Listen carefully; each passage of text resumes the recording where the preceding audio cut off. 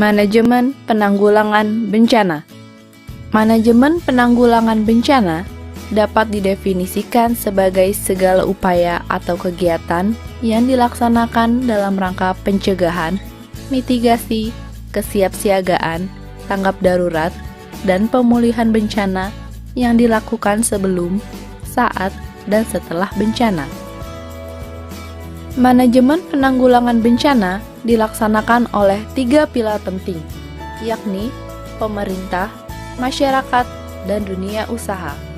Pelaksanaan penanggulangan bencana dibedakan dalam 3 tahap, yaitu tahap pra-bencana, tahap tanggap darurat, dan tahap pasca bencana.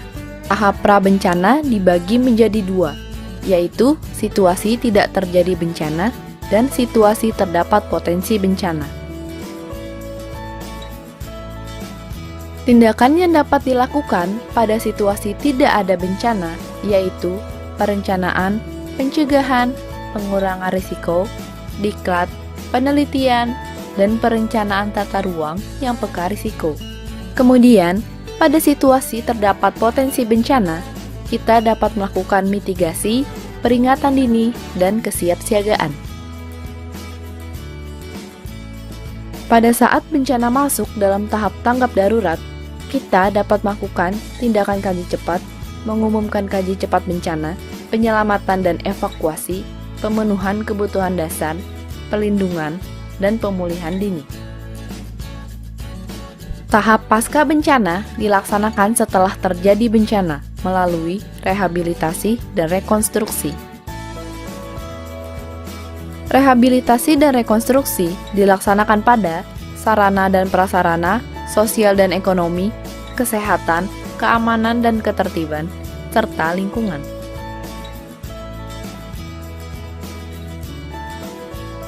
Pada saat tidak ada banjir, kegiatan yang dapat dilakukan adalah mencegah masyarakat membangun di kawasan rawan banjir melalui tata ruang, menghilangkan budaya membuang sampah ke sungai, tindakan normalisasi sungai, pemindahan pemukiman bantaran sungai, dan pelarangan pembuangan sampah ke badan sungai sebagai langkah awal mencegah terjadinya banjir.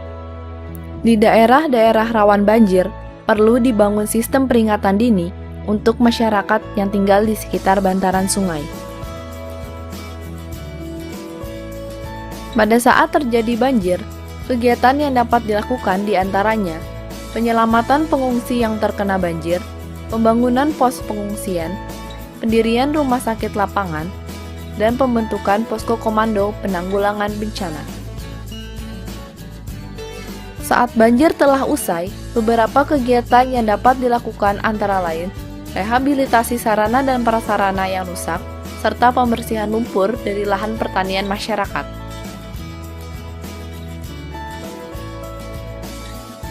Pada saat gunung berapi sedang dalam status normal, kegiatan yang dapat dilakukan adalah sosialisasi jalur evakuasi, pelarangan pembangunan di wilayah rawan erupsi, dan pelatihan evakuasi pada masyarakat sekitar kawasan rawan erupsi.